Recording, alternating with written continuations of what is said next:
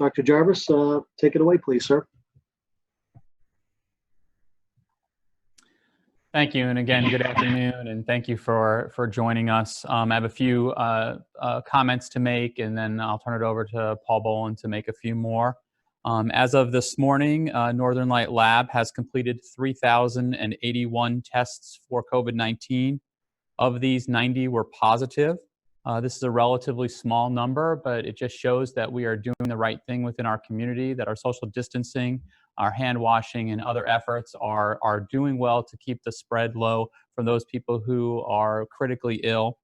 As of this morning, we are treating 9 patients who are tested positive for COVID-19 across our Northern Light facilities.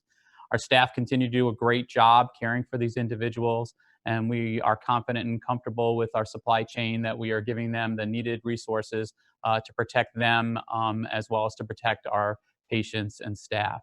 I did want to talk a little bit about the CDC recommendation for fabric face coverings. The recommendation is that when people are out and about in the community because they need to get out for urgent needs, that they should be wearing some form of a fabric face covering. And that could be a homemade mask, a scarf, or some other material to protect other individuals from you while you're wearing that mask. And so that's important for you. And it's not as important when you're out at the grocery store or in other situations, but it's equally as important as when you visit your healthcare provider, either at their office or with one of our healthcare facilities. And so we are strongly encouraging that both visitors and patients, when they come to our facilities, that they wear one of these fabric face coverings in order to limit the spread of the disease. As we know, there are asymptomatic individuals out there who are infectious but don't realize it because they do not have symptoms, and we want to limit that kind of spread. And with that, I'll turn it over to Mr. Paul Boland for his statement.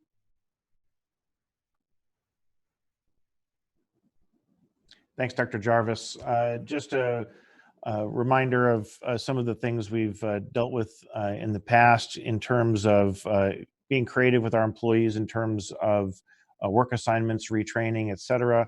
That continues and in good measure, and we've been very pleased with the volunteerism of our staff. Our staff are just tremendous, and I can't say enough positive about the reactions and support we've had from within our staff. And also from the community, a lot of outpouring of community support for our healthcare workers throughout the system, throughout the state. One example, recently we have a young lady in Piscataqua County who took it upon herself to make some signs and share them as a thank you to healthcare workers in Piscataqua County at the healthcare locations there. And support like that from the community is really very helpful and inspiring for the entire healthcare community. And so certainly I want to thank the community for those kind words and tokens of support. Thank you, Paul. And I want to thank the community as well.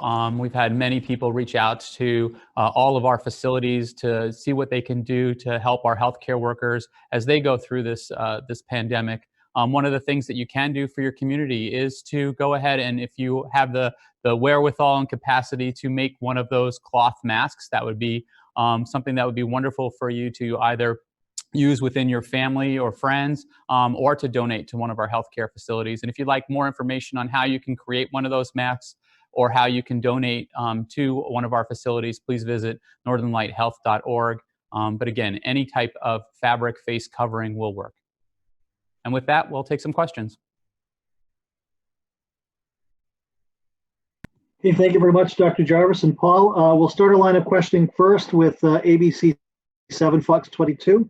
TJ, take it away. Good afternoon, Dr. Jarvis. Hi, TJ. How are you? I'm well. You look well? Good. I'm glad that I look well. My hair is getting longer, though, every time I speak to you guys. I know the feeling. Anyway, first off, on the mask, there's some confusion on my part.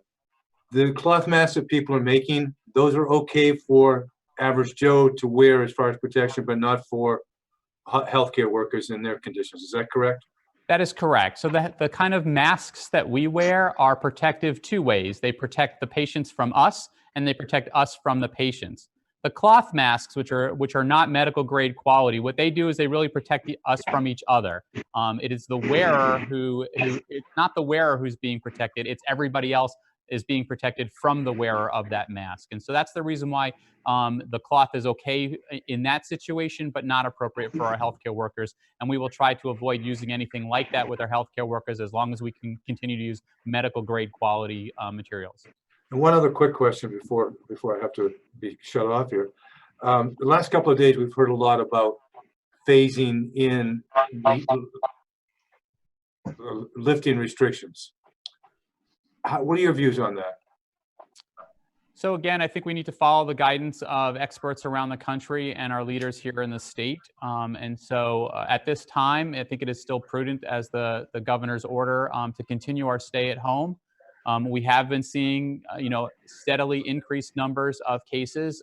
We have 4 counties now in the state that are presumed to have community spread, meaning that the virus is out in our communities and people are contracting it from one another. And so we want to limit that as much as possible. I think that right now we really don't have a good answer as to when we can start turning back on the machine, so to speak. But it's still important for us to do all of those good things of social distancing, staying at home unless urgently needed to go out, washing our hands, cleaning our surfaces, and protecting each other. Okay. Well, thank you very much, TJ. I'd like to move on now to Bangor Daily News. Charlie, you're up. Yep. Hi, Dr. Jarvis. Thank you for doing this. My pleasure, Charlie. So I wanted to ask about the testing process that Northern Light is now using. Can you just sort of walk me through the chain of events from when samples collected and then how it's shipped and where it's shipped for that testing? Sure. So we can collect swabs at each of our facilities. And as you're aware, we have assessment sites scattered across the state as well, where somebody can go and get a swab after it's been recommended by a healthcare provider or one of our triage lines for them to do so. In both instances, those swabs and or collections that are done at our facilities are sent to Northern Light Lab, which is housed here at EMMC. And we process those in-house. There are some times when we work with our state for certain reasons where we ask the state to run some of those tests. But for the most part, for Northern Light and for our surrounding community, we are doing the testing in-house. And we do that for several of the partners in the Bangor community, as well as in some of our other communities around the state. Good. And then my second question is just following up. How has that, what were your facilities doing originally before you developed that in-house capacity? Were you just kind of shipping everything down to Augusta, basically? Was that the original? Yeah, so initially we would send things to the state. Initially during this pandemic, the state did not have the capabilities of running the test either, and so they were sent to federal CDC. Then the state was able to do things at the state level in Augusta in their lab, which was wonderful because that helped make the turnaround time better. But then when we were able to do things actually in-house within Northern Lights Lab, it's a game changer. We went from days down to a day turnaround to now we can have a turnaround within a few hours for a test result. And that makes a world of difference. The number of suspected cases that we have within our inpatient facilities has gone down simply because we can get a negative test back in just a few hours. And so that keeps our numbers of suspected cases down and allows us to concentrate on those true positive cases. And next up, we have WABI. WABI, I believe it's Amanda, right? It's Brianna. Brianna, I'm sorry. That's okay. Brianna, you're up. Hi, Dr. Jarvis. Thanks for doing this. My first question is, what is being done for testing in Piscataqua County? I mean, it's kind of amazing that there's 0 confirmed cases there currently. So again, remember that we're still, the majority of the testing that we're doing are on those tier 1 individuals. So those that are so sick that they need to be hospitalized, healthcare workers, first responders, and those living in congregate living situations like nursing homes, long-term care facilities, shelters, and the like. So there's that portion of it. And also the population density in Piscataqua County is low. And so, they naturally do social distancing there. And so it may very well be that the amount of virus being spread in that particular county is low, and that people just haven't had the severity of illness that we would be testing them. That does not mean that there is not virus there, and that those people can stop doing social distancing and hand washing and all of those good things. It's important that they continue to do that, because we'd really love it if they can be the one county in the country that doesn't have a positive case. While the rest of our counties, we just wish our cases stay low. That would be pretty amazing. The next question I have is, do you know how many people have gone through the Bass Park testing site? I'm sorry, I don't have the answer to that. I can say that it's on a daily basis, it is very variable, the number of individuals that have used that site, anywhere from a low of just a handful up to a high of well over 40. And so it really just depends on the particular daily need. In either case, we have the staffing and the resources in order to take care of our community as we need to. We find that particular process to be invaluable for the greater Bangor community, as we do with our assessment sites around the state. Okay, I'm going to move on to Amy Brown next from WERU, but while I do that, looks like unless Dr. Jarvis has some really long-winded answers for WERU for Amy, we might have an opportunity to get a few more questions in. So members of the media, I'll go through the list once again. So if you have some questions, if you have a follow-up question, you can put it in the chat bar below, and I'll make sure to call on you again. For now, let's move on to Amy with WERU. Oh, hold on, Amy. It didn't unmute. There you go. I think we tried to both do it at the same time. Sorry about that. Thank you, Dr. Jarvis. I just wanted to see if you could review the process now for people coming to the hospital. I assume there's still a process by which they need to get a doctor's note if they're going to get tested. But what about people who think they may have some symptoms just showing up in the emergency room? Is that happening? And what's the process for folks that are in that situation, especially if they are starting to have some of the more severe symptoms like shortness of breath? So certainly we want anyone who feels that they need to reach out to their healthcare provider or to one of our healthcare facilities that they do so. We should not be neglecting our own healthcare during this pandemic. We do ask that if at all possible to call ahead. So if you are having respiratory symptoms that need you to go to one of our emergency rooms or to a doctor's office, that if you call ahead so that we can be prepared for your arrival. We understand that may not be in all cases, but that would be important. If you were to come to one of our emergency rooms, the process would be no different than what we do at any other time, other than we are asking screening questions as you walk through the door to that way isolate those patients and mask them if appropriate. Though I will say that we are probably moving in the direction of masking patients as they come through, regardless of their symptoms, again, just so we can limit the spread. At that time, you would be assessed by one of our healthcare workers, whether that be a nurse or one of our providers, and then appropriately screened if necessary. And if we feel that it's appropriate to screen you for the virus of COVID-19, then we would do so. Okay, thank you. And one of our listeners asked about how to get testing if they don't have a primary care provider to get a note from for the testing sites. Sure. So Northern Light Health, in conjunction with our community partners, has set up a nurse triage line, and that number is readily available on our website, northernlighthealth.org. And we can also share that with you as well after this press briefing. And so that all you need to do is call that number. We do not require that you're a Northern Light patient or anything along those lines. We'll answer the phone for anybody. They will walk through some questions for you, depending on your symptoms and your medical history, may give you some advice over the phone, and certainly will recommend you to either go to one of our assessment facilities or to seek care elsewhere if it's appropriate. Great, thank you. Very welcome. Thank you for the questions. Okay, TJ, do you have a follow-up question that you would like to ask? I'm good, Chris. Thank you. Okay. Looks like WABI, Dr. Jarvis, posted one. I'm going to read it to you. That came from WABI, and she put it in the text thread here, and it is, how many congregate care settings, nursing homes, et cetera, does Northern Light own and manage, and how are things being handled at those places?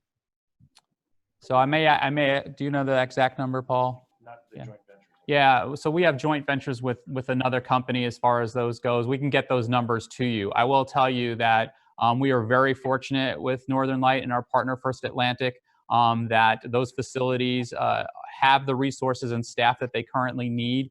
I will say that I speak to the leadership on a very regular basis.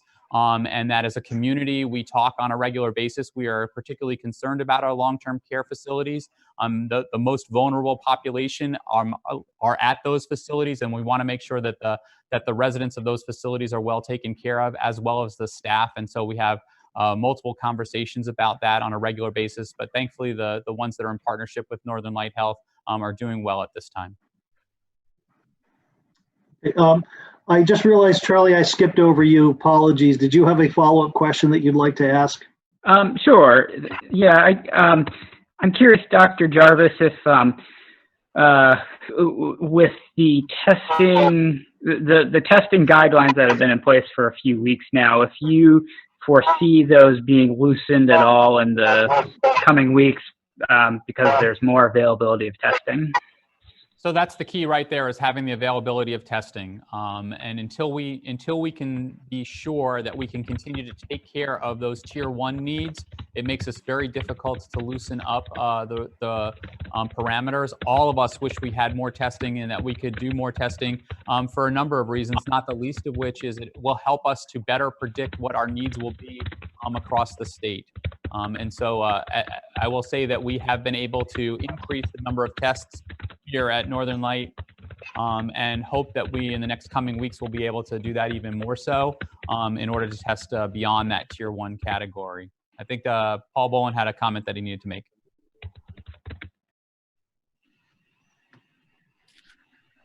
Thanks, Dr. Jarvis. Just to piggyback on the response Dr. Jarvis had to an earlier question in terms of community support and the volunteerism of our employees. This has been a community support in terms of the healthcare community as well. And so there's been great partnership, for example, in the greater Bangor area with Northern Light Eastern Maine Medical Center, St. Joseph Healthcare, Penobscot Community Healthcare, all working together along with our nursing homes and long-term care and rehabilitation facilities to help one another and support one another in this time. So it's been a great outreach and collaboration among all those organizations. Okay, is there anybody else that has a follow-up question that hasn't had a chance to ask one yet? Okay,